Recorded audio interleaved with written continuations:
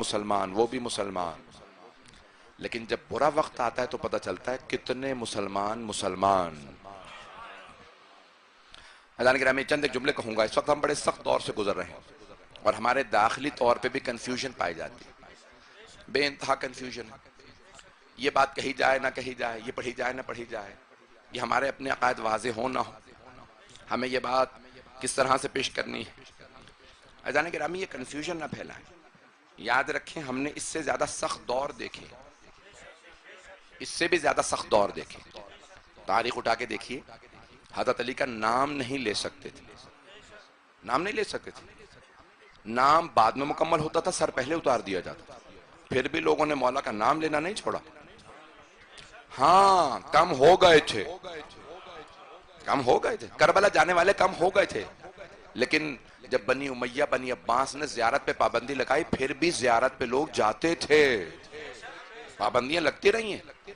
Saddam نے پابندیاں لگائیں، بڑے بڑے ادوار میں پابندیاں لگیں. چند ایک سخت باتیں تلخ باتیں کہنا چاہتا ہوں، لیکن یہ غور سے سنیے گا اگر سننا چاہیں گے. وقت ہے یا تمام کر دوں؟ اذان گرامی ہم ایک بڑے سخت دور سے گزر رہے ہیں، لیکن اس میں چند ایک چیزیں بہت ضروری ہیں. پہلا کام ہماری لیڈرشپ کا ہے. اگر کہیں پہ بھی ہم خوف زدہ ہو گئے، ڈر گئے، بیٹھ گئے، جہاں ہم ایک پور پیچھے جائیں گے دشمن ہمیں 10 قدم پیچھے دھکیلے گا. لیکن کن چیزوں پہ ہمیں کمپرومائز کرنا، کن چیزوں پہ کمپرومائز نہیں ہو سکتا. پہلی بات، عقائد پہ کوئی سمجھوتا نہیں، امامت پہ کوئی سمجھوتا نہیں، عزاداری پہ کوئی سمجھوتا نہیں. کل آپ سے کوئی کہے کہ اپنے جلوسوں کو روک دو، عزاداری بند کر دو، یہ ممکن نہیں ہے. نسلیں آج اتنے افراد نسلن بعد نسلن تقیہ کے اندر رہنے کے بعد شیعہ نہیں رہے. کیوں؟ آباء و اجداد نے تقیہ کیا، خاموشی اختیار کی. کئی جگہوں پہ تقیہ واجب ہے، لیکن پھر بھی نسلوں کو سکھانا واجب ہے. یہ نہیں کر سکتے کہ ہم اپنے بچوں کو، اپنے نسلوں کو اپنا عقیدہ نہ سکھائیں. اب ہمیں عقیدے کو کہاں کہاں پرچار کرنا ہے، کہاں کہاں اس کو پہنچانا ہے. سوشل میڈیا کا دور ہے، یہاں میں مجلس پڑھتا ہوں پوری دنیا میں پھیل جاتی. اب ہم خود احتیاط کریں گے. کئی مرتبہ کہتے ہیں بھئی یہ ویڈیو بغیر پوچھے پوسٹ نہ کیجئے. جب آپ اپنے گروپ میں کہیں پوسٹ کر دیتے ہیں، دوسرے بھی ڈاؤن لوڈ کر کے آگے پوسٹ کر دیتے ہیں. اذان گرامی ان تمام چیزوں کو خاطر خواہ سننا بہت ضروری. لیکن کہیں پہ بھی ہمارا عقیدہ، ہم اپنا عقیدہ بیان نہ کریں. دوسرے کیا پاکستان کے اندر اپنے عقیدے بیان نہیں کر رہے؟ بھئی آپ کہتے ہیں کہ بھئی آپ کا ہمارے سے ان چیزوں پہ اختلاف ہے، ہم آپ کو اختلاف نہیں کرنے دیں گے. تو کیا سب سے بڑا اختلاف توحید پہ نہیں ہے؟ جہاں پہ ہندو کھلم کھلا کہہ رہے ہیں کہ ہم خدا کو نہیں مانتے. میں یہ نہیں کہہ رہا کہ ان کو مارا جائے، نہیں، ان کو اپنے دین پہ عمل کرنے کی پاکستان کے آئین کے عین مطابق پورا اختیار ہے. جب ہندوؤں کو، سکھوں کو، عیسائیوں کو اپنے دین پہ عمل کرنے کی اجازت ہے تو جتنے مسلمانوں کے فرقے ہیں انہیں بھی اپنے دین پہ پوری طرح سے عمل کرنے کا آئینی حق ہے، آئینی اختیار ہے.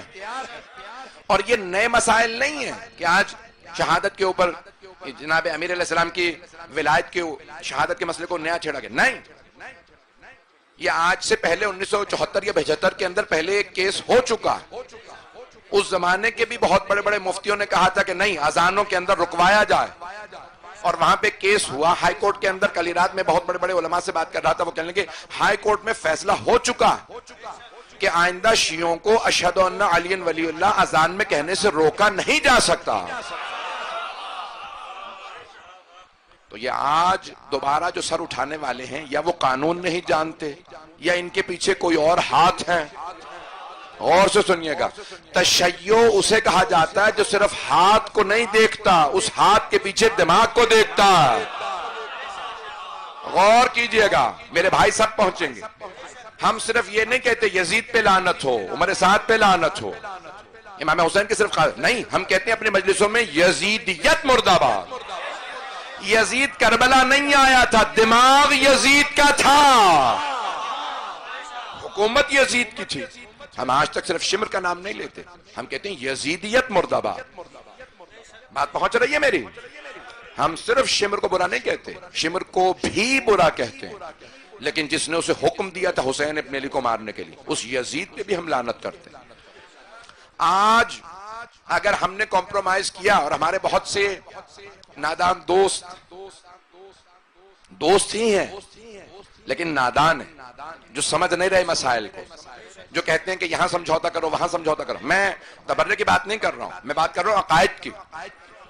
اگر آپ نے بہت سے نادان دوستوں کے کہنے پہ کہا نہیں کچھ دیر کے لیے یہ عقائد معطل کر دیے جائیں، معطل اگر آپ نے کیے سمجھ لیجئے تشیع ختم ہو جائے گا۔ دنیا کی سب سے بڑی آبادیوں میں سے ایک آبادی شیعوں کی پاکستان میں ہے۔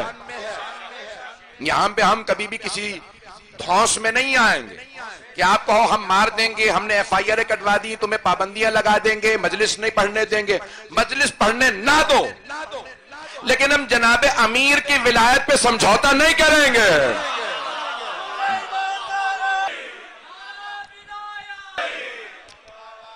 تم کہو گے کہ عزاداری سید الشہداء کو اپنے امام بارگاہوں میں محدود رکھو، جلوس نہیں نکلیں گے۔ بھئی جب جلوس نکلتے ہیں عاشورے پہ 9-10 محرم کو ویسی چھٹی ہوتی ہے، آپ گھروں پہ بیٹھے ہوتے، ہم تو نہیں گھسیٹ کے لاتے، آؤ ہمارے جلوس دیکھو۔ اگر کوئی آ کے دیکھ رہا ہے، آپ نے تو فتویٰ لگا دیا نکاح ٹوٹ جاتا ہے، اگر اس کا نکاح ٹوٹے تو ہمارا کیا قصور ہے؟ اگر کوئی آ کے دیکھتا ہے، کوئی فلیٹ سے بھی کھڑے ہو کے خاتون زیارت کرتی ہے، علم کی دیکھ رہی ہے، تو آپ گولی سے اشارہ کرتے ہیں پیچھے ہٹ جاؤ۔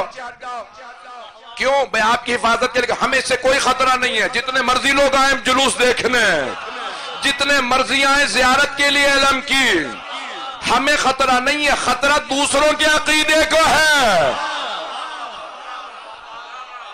میں کھل کے بولوں گا، جتنا زیادہ ڈراؤ گے میں اتنا زیادہ جری بولوں گا۔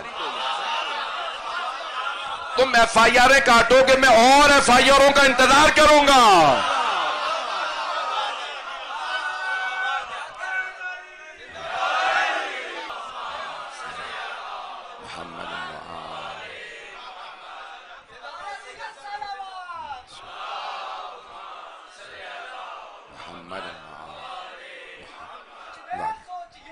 فرمانے سے جانے کے رہا یا آج ہمارے بہت سے افراد کہہ رہے ہیں کہ یہاں پہ کمپرومائز وہاں پہ کمپرومائز، ٹھیک ہے کوئی بات نہیں، اس سال جلوس نہیں ہو، نہیں اس سال یہ کر لیتے، کچھ نہیں۔ خبردار، ہمیں کسی نے یہ مشورہ دیا 1 سال کے لیے جلوسوں کو روک لو۔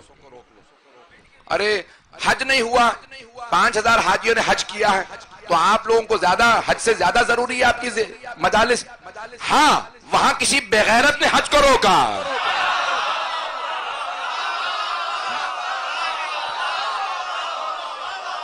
جب لندن میں، پیرس میں، جرمنی کے شہروں میں، اٹلی کے شہروں میں، اسپین کے شہروں میں فٹ بال میچوں سے کرونا نہیں پھیلا، حج سے کرونا پھیلے گا؟